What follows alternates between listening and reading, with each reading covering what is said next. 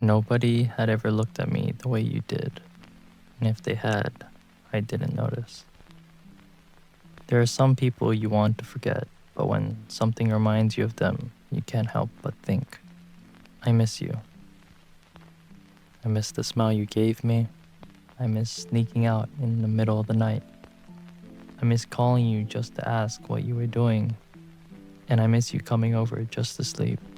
I miss the smell of your hair when you laid on my shoulder, and I miss the smile you gave me when I first saw you on that bus.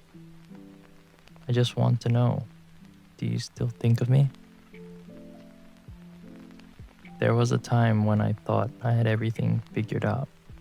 Academically, I felt complete. Physically and mentally, I was doing great, and my social life was thriving.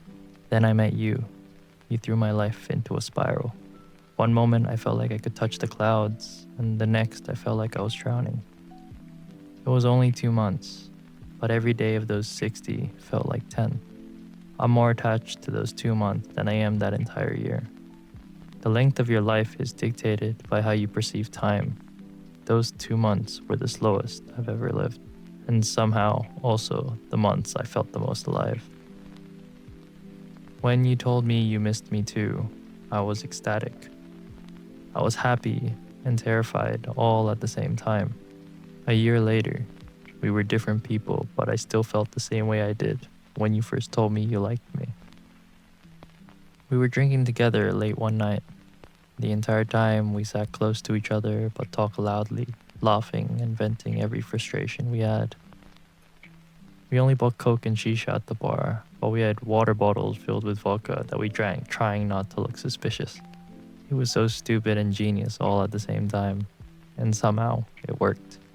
We chased every shot with Coke, trying to keep a straight face while quietly losing our minds laughing. As the night went on, we just kept getting closer. The next thing I knew, we were stumbling towards the station together. I still can't believe we made it. We kept tripping over ourselves, and that random dog scared the shit out of us. The next day, you thought you dropped your AirPods during the trip and completely freaked out. When we got on the train and sat beside the stairs at the bottom of the carriage, we talked.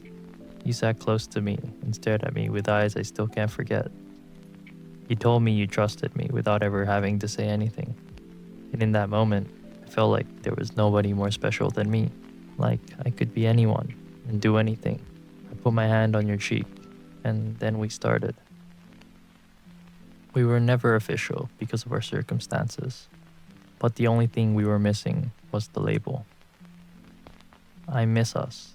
I enjoyed every moment we had together. Our lives were messy, but for a short period of time, we forced ourselves into each other's worlds, and I'm grateful for it. We don't talk anymore, and sometimes I wonder how you're doing.